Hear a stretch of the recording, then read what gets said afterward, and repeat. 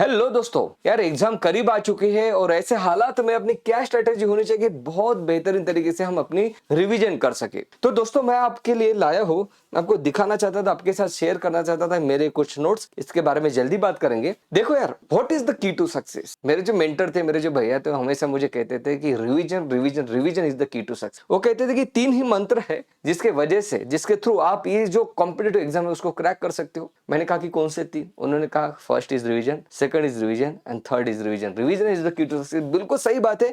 Sorry, क्योंकि आप कितनी भी मेहनत कर लो, अगर आप उसको रिवाइज नहीं कर पाए तो सब कुछ मेहनत बेकार है बेटा, सब कुछ मेहनत बेकार है। सो रिवीजन बहुत ज्यादा जरूरी है। नहीं तो इतनी सारी जो मेहनत की है, इतना सारा एक तरीके से हमने एम्पायर खड़ा की है मटेरियल का, इंफॉर्मेशन का, नॉलेज का, वो सब ढह जाएगा अगर हम प्रॉपर्ली रिवाइज नहीं कर पाए। लेकिन रिवीजन करें तो कब करें, व्हेन टू रिवाइज? क्या सिलेबस के बाद कंप्लीट करें? बेटा पहली बात तो एक बहुत अच्छे से समझ लो, सिलेबस कभी भी कंप्लीट नहीं होता है। कुछ ना कुछ जरूर ऐसी रहेगी कि आपको लगेगा कि हाँ यार ये तो छूट ही गया, हाँ यार ये तो मेरा रह ही गया। ये हमेशा हमेशा होगा, कभी भी ये कंप्लीट होता नहीं है बेटा, है ना। तो रिवीजन हम सिलेबस के बाद कंप्लीट करेंगे, ऐसा बिल्कुल मत सोचना। रिवीजन ये डेली की जाने वाली चीज है। आपकी दिन की शुरुआत, ध्यान से देखो, व्हेन टू रिवाइज, दिन की जो शुरुआत है ये रिवीजन के साथ होनी चाहिए आपकी। जो आपने कल पढ़ा वो बिल्कुल आज के आज आपने रिवाइज करना ही है। मान लो सोमवार को जो पढ़ा था आपने वो आज रिवाइज करना है, मंगलवार को जो पढ़ा वो भी करना है। इस तरीके से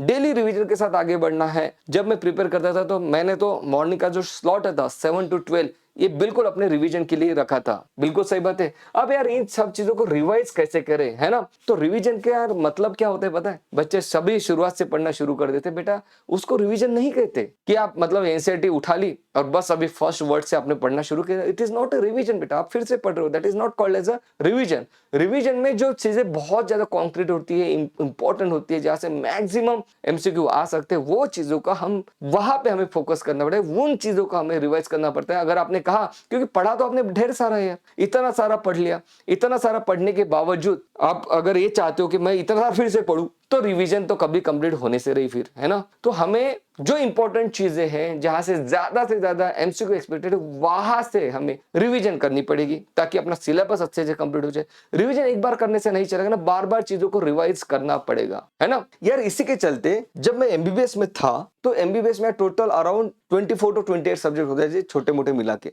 अब इतने सारे सब्जेक्ट कैसे रिवाइज करें, क्योंकि पोस्ट ग्रेजुएट एंट्रेंस एग्जामिनेशन रहती है। इसके लिए मैंने खुद के नोट्स बनाए थे बेटा, है ना। This is the complete first, second, third and final year notes, complete notes है। अगर आप यहाँ पे देख सकते हो ठीक से, है ना। तो ऐसे टोटल मेरे पास 5 रजिस्टर्स थे, यहाँ पे 2 लाए हैं मैंने आपको दिखाने के लिए। ऐसे 5 रजिस्टर में कंप्लीट 28 सब्जेक्ट मेरे आ चुके थे। तो इनको मैंने रिवाइज किया था, है ना। इनको मैं बार बार रिवाइज करता था, बार बार देखता था। इन मेरे दिन की शुरुआत इनको देख के होती थी। इतना बेहतरीन मैंने प्रिपरेशन किया था कि I could crack several post graduate entrance examination. आपको मैं उसमें डीएनबी पीजी ले लो, उसमें महाराष्ट्र पीजी ले लो, उसमें जिपमर ले लो, निम्हांस ले लो, यूपीएससी ले लो, ईएसआईसी ले लो, है ना। तो ये सभी के सभी entrance exam I could crack it because of this my revision strategy. क्योंकि रिवीजन किस तरीके से करना है ये मुझे बिल्कुल क्लियर कट था। अभी बिल्कुल इसी तरह के, बिल्कुल सेम टू सेम जो मैंने यहाँ पे फंडे अप्लाई किए थे, है ना, जो स्ट्रेटेजीज मैंने अप्लाई की थी मेरा रिवीजन को फ्रेम करने के लिए, वो सब चीजें मैंने यहाँ पे आपको पावर नोट्स में डिजाइन करते वक्त मैंने यहाँ पे सभी चीजों का यूज किया है। सो एक बेहतरीन रिसोर्स आपके पास आ चुका है रिवीजन करने के लिए, that is power notes. These are NCERT based power notes. अगर आपने पढ़ा होगा बेटा तो एक बेहतरीन आपके पास एक तरीके से मान लो नोट्स आ रहे हैं जो कि एनसीईआरटी के बेस है, और सब कुछ चीजें टेलीग्राम में फ्री में अवेलेबल है।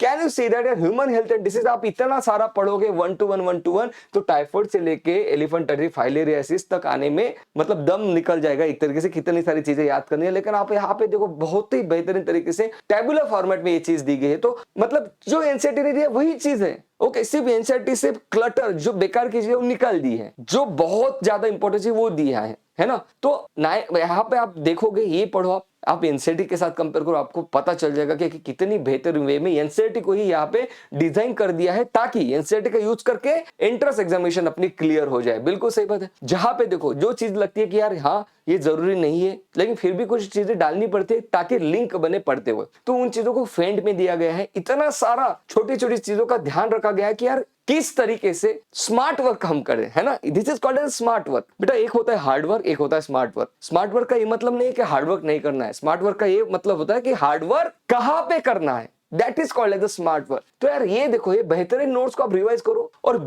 जहां से आप देखो यहाँ पे एचआईवी को कितने बेहतरीन तरीके से आपके लिए डिजाइन किया गया है कि कौन से सेल को अफेक्ट कर रहा है, कौन से इन्फेक्शन इसके बाद होंगे, कौन सी टेस्ट करना जरूरी है, ट्रीटमेंट क्या आएगी, डेथ किस तरीके से होगी, गवर्नमेंट ने कौन सा प्रोग्राम लॉन्च किया है, अगर एलर्जी की बात करें डेफिनेशन क्या है, सिम्टम्स क्या आते हैं, कौन सी एंटीबॉडी रिस्पॉन्सिबल है, कौन से केमिकल रिलीज हो रहे हैं, कौन से सेल उसको रिलीज कर रहे हैं, उसके लिए ट्रीटमेंट क्या करोगे, उसके लिए इन्वेस्टिगेशन क्या करोगे। मतलब आप ये पढ़ लो एकदम क्लियर टू 1 to 1 एक स्ट्रॉन्ग होल्ड आपका एनसीईआरटी के ऊपर आ जाएगा। तो ये है एनसीईआरटी बेस्ड केटीज पावर नोट। तो ये बेहतरीन 10-10 15-15 मिनट में आपका चैप्टर कंप्लीटली रिवाइज हो जाएगा अगर आप इन पावर नोट्स को यूज करते हो। जैसे मेंस्ट्रुअल साइकिल देखो, यहाँ पे ड्यूरेशन क्या रहती है, मेन हार्मोन डायरेक्ट एमसीक्यू पूछे गए, which is the main hormone in the follicular phase, which is the main hormone in the ovulatory phase, उसमें क्या क्या चेंजेस होते हैं। चेंजेस भाई ओवरी में होते हैं, यूटेरस में होते हैं, ओवरी में कौन से हो रहे हैं, यूटेरस में कौन से चेंज हो रहे हैं। तो एकदम क्रिस्प तरीके से आपके लिए यहाँ पे डिजाइन किया है। मैं आपको यहाँ पे बताना चाहता हूँ कि एकदम लगेगा कि कितना ईजी है ना, 15 मिनट में चैप्टर कंप्लीट कर लो। तो क्या इससे 360 मार्क्स टारगेट किए जा सकते हैं? बेटा इससे मार्क्स टारगेट किए जा सकते हैं 340। 360 किसके आएंगे? जो बहुत अच्छे से समझ के इसको पढ़ रहा है। अब इसमें मान लो कोई डाउट आ रहा है, तो मैंने इसके लिए वीडियो लेक्चर भी डेली अपलोड किए हैं। बिल्कुल सही बात है, डेली अपलोड अपनी सीरीज चल ही रही है। डेली आपको 11 बजे इसके वीडियो लेक्चर मिलते हैं। 360 किसके आएंगे? जो इसको कम से कम 20 बार रिवाइज करेगा, कम से कम 20 बार। तो मैंने यही कहा है कि मान लो आज आपने ह्यूमन रिप्रोडक्शन पढ़ा, कल आप ऑर्गेनिज्म एंड पॉपुलेशन पढ़ोगे। जैसे आपने ऑर्गेनिज्म पॉपुलेशन पढ़ लिया तो आपने ह्यूमन रिप्रोडक्शन को भी रिवाइज करना है साथ में, राइट। परसों आप तीसरी पावर नोट पढ़ोगे तो परसों भाई 1 2 3 तीनों को रिवाइज करना है। इस तरीके से जो करेगा उसके 360 आएंगे फिर, क्योंकि उसका स्ट्रांग होल्ड आ जाएगा, उसका इतनी होल्ड आ जाएगी बेटा इस पर्टिकुलर चैप्टर्स पे कि उसको ये पता रहेगा कि यहाँ पे इस कोने में क्या दिया है, यहाँ पे टॉप लेफ्ट कोने में क्या दिया है। अगर इतना ज्यादा इसको प्रिपेयर कर देते हो, इतना ज्यादा इसके ऊपर होल्ड बना लेते हो, तो फिर कौन रख सकता है? फिर कोई नहीं रोक सकता। तो ये चीज है बेटा। तो सेम चीज जिसके through I could crack several entrance examination आपके लिए डिजाइन किए, बड़ी मेहनत लेके। चैप्टर दिखने में लगता है 2 पेज का है, लेकिन 5 से 6 घंटे लग जाते हैं एक चैप्टर को बहुत अच्छे से डेवलप करने में, डिजाइन करने में, राइट। अब यहाँ पे है ना, कुछ बच्चे बोल रहे थे मुझे कि सर हैंड रिटन नोट्स दे दो। बेटा हैंड रिटन नोट्स को मैं प्रीफर नहीं करता हूँ, किसी के दूसरे के हाथ से लिखे हुए नोट्स में प्रीफर नहीं करता हूं, क्योंकि जो बंदा हाथ से लिखता है ना, वो अपनी समझ के हिसाब से उसने लिखा हुआ होता है, राइट। जैसे अगर इसके ऊपर बेस आपने हैंड रिटन नोट्स बना दिए, तो आप आपकी समझ के अनुसार बनाओगे उसको, राइट। तो मेरे लिए वो चीज सही नहीं होगी। तो हैंड रिटन नोट्स को मैं उतना प्रीफर नहीं करता हूं, उसमें फिर कुछ छोटी मोटी मिस्टेक्स हो जाती है। आगे वाले ने उसके बुद्धि के हिसाब से उसको लिखा हुआ होता है, फिर हम उसको साथ कोप अप करने में अपन अपनी तरीके से सोच रखते हैं। तो इन सब चीजों की वजह से मैं हैंड रिटन नोट्स को प्रीफर नहीं करता। This is the amazing thing that you can go for sure. 10 से 15 मिनट में कंप्लीटली चैप्टर आपका रिवाइज हो रहा है। This is well tested method. जब मैं ऑफलाइन में पढ़ाता था तो बच्चों को मैं हाथ से लिखने के लिए चीज बोलता था, मैं बोर्ड पे लिखता था, बच्चे देखते हुए अपने हाथ से लिखते थे, क्योंकि मैं चाहता था कि इसको हाथ से लिखो, इतना ज्यादा इसके ऊपर कमांड बना लो कि आपको कोई ना रोक पाए, राइट। सो मेरे पढ़ाए हुए बच्चा एमएमसी में है, एम्स में है, सो मतलब केईएम में है, कई सारे कॉलेज में आपको दिख जाएंगे। तो ये वो बच्चे जिन्होंने बहुत ज्यादा मेहनत की है और अपने टारगेट को हिट कर गए हैं। Okay, so this is the sure shot well tested method है बेटा, जिसको हमें, जो आपके लिए अवेलेबल है टेलीग्राम चैनल से, आप इसको रिवाइज कर सकते हो। तो key to success revision is the key to success. When to revise, daily revision करनी है। हाउ टू रिवाइज, आपके लिए खास पावर नोट डिजाइन किए, उसको रिवाइज करो। बिल्कुल सही बात है। रिसोर्सेज बिल्कुल आपको टेलीग्राम चैनल पे मिल ही जाएंगे। कोई भी डाउट हो तो इन्हीं पावर नोट्स का वीडियो लेक्चर देख सकते हो चैनल पे कि यार ये मुझे चीज समझ में नहीं आ रही, जल्दी से देखा कि यार यस हाँ इस वीडियो में एक्सप्लेन किए गए हैं। वीडियो में मैं ट्रिक भी एक्सप्लेन करता हूँ कि इन सब चीजों को याद किस तरीके से रखना है ना। मैं कुछ सेंटेंसेस बताता हूँ आपको कि याद किस तरीके से रखना है। कुछ बच्चों का मुझे सवाल आया था कि सर क्या माइंड मैप के थ्रू रिवीजन करे। बेटा मैं चाहता हूँ कि आपकी जब रिवीजन होती है ना, तो आपका इतनी पकड़ बन जाए टॉपिक के ऊपर कि ऑटोमेटिकली आंसर आने चाहिए आपके माइंड में, ऑटोमेटिकली आपके मतलब ऑटोमेटिकली अंदर से जवाब आ जाना चाहिए। देखो जैसे कि मान लो, जैसे यहाँ पे एक सिंपल सा अगर मैं एग्जांपल दूं तो इकोलॉजिकल निश क्या है, तो यहाँ पे कंप्लीट डेफिनेशन दी गई है। सो जैसे आप ये सेंटेंस पढ़ोगे एग्जाम में तो एकदम से इकोलॉजिकल निश आपके माइंड में आ जाएगा। ये वर्ड तभी फ्रेम होते हैं जब हमने सेंटेंसेस के फॉर्म में उस चीज को प्रिपेयर किया है। तो माइंड में आप चीजों को समझने के लिए आसान रहते हैं। लेकिन यहाँ पे जानबूझ के मैंने हर एक पॉइंट जो कंसेप्ट को सेंटेंसेस में क्यों लिखा है, सेंटेंसेस में इसलिए लिखा है क्योंकि रिफ्लेक्स एक्शन के थ्रू टाइम पे जब आप पढ़ रहे हो तो एकदम से अंदर से आवाज है कि हाँ ये तो ये है। ओके, ये तब तब होता है जब हमने सेंटेंसेस के फॉर्म में उसको पढ़ा हुआ है ना। तो ये बात है बेटा, तो इसलिए मैं माइंड मैप से ज्यादा इन नोट्स को ज्यादा प्रीफर करता हूँ। सही है, ओके। तो अब देखते हैं भाई, अब आगे बढ़ रहे हैं कि और क्या क्या चीजें अपने लिए बाकी है यहाँ पे। So revision, when to revise, how to revise, resources, doubt का भी आपका क्लियर हो रहा है। एक बहुत बेहतरीन बात जो मुझे मेरे सर ने कही थी, instead of knowing everything about the some topic, कुछ बच्चे कहते हैं ना कि यार मैं कुछ टॉपिक को छोड़ देता हूँ, कुछ ही टॉपिक प्रिपेयर कर लूंगा। तो ये देखो, ये खतरनाक अप्रोच है। तो कुछ कुछ टॉपिक्स को थोड़ा थोड़ा पढ़ने से अच्छा है सभी टॉपिक को थोड़ा थोड़ा पढ़े, राइट। मतलब मैं कुछ ही टॉपिक को बहुत अच्छे से पढ़ रहा हूं, इससे ज्यादा अच्छा ये है